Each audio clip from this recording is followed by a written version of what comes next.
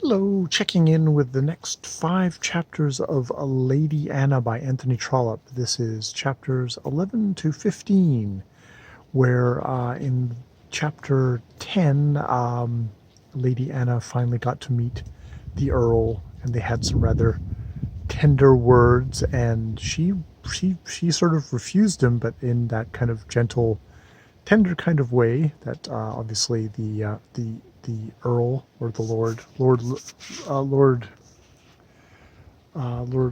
Lovell was going to Frederick Lovell was going to take as like, oh, I could still win her, and indeed he leaves the house without Lady Anna's the Countess mother, the Countess, getting to question him. She's kind of tentative with the daughter, but the daughter's like, oh no, I could never love him, and she still refuses to kind of fess up that it's because she loves Daniel Fifthwaite, the journeyman tailor, but that is the reason why. So in these chapters, we have a lot of kind of toing and froing, kind of legally, of like, basically don't give up anything. But the Countess is like, don't give up anything until for sure the marriage has happened.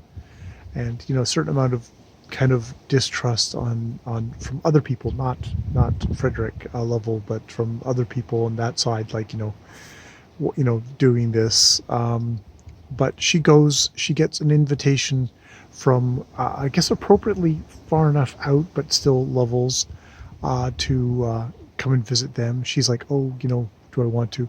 The Countess like does want her to, because she wants her to kind of like, here, get a taste of what kind of like easy living would be, what living in kind of a higher society would be, because they've lived basically, as the friends of a radical tailor, so they've had kind of poor life. And indeed, when she finally gets to the family, they're like, oh, do you visit the poor? She's like, not really, we were the poor. And like they're like, oh, sorry. But yes, she does go to visit. The Countess is not invited because that's considered a step too far, and the Countess is like, okay, I'm still going for my kind of the prize, and I'll take that because that's what I have to take, because the Lord Lovell is going to come and visit as well, which is like really what she wants as well. So she comes, she visits, and she charms them. She is a really sweet, beautiful young woman, and she charms them and wins over a family that they had sort of been educated that she was, uh, she and her mother were swindlers, and he's like, no, that's not the case. Even, well, the Reverend is the most biased against, and it's like, I don't know, but you know, and the Lord Lovell does show up, and he does woo her. Oh, I should back up, because before all this happened, she does actually go and see Daniel Fifthwell, who is a kind of a rough, rugged guy. He is a bit on the coarse side, but he's one of these guys who apparently talks very intensely without really realizing that, like, he thinks he's just talking normally, but everyone else sees him as like burning, fiery intensity. It's quite overmastered, this girl, but in a way that she loves and stuff like that.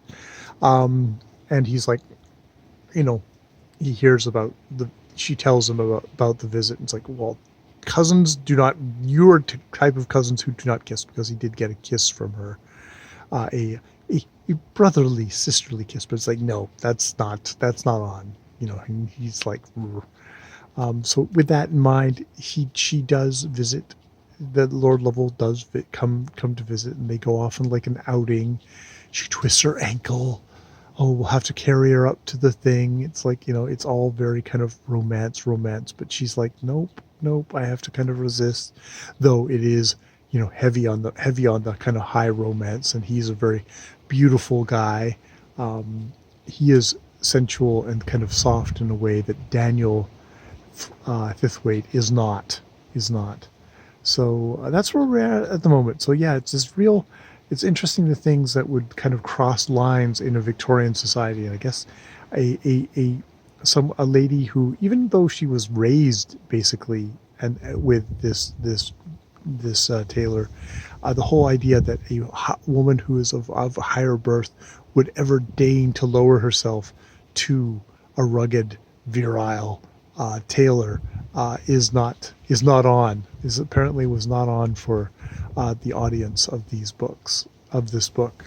So yeah, that's what I have so far for this 5 chapters. I'm going to try and do like 5 chapters a day. It's a pretty short book. I think it's only like a 40 or something chapters, versus like 99 for He Knew He Was Right. It's something ridiculously short.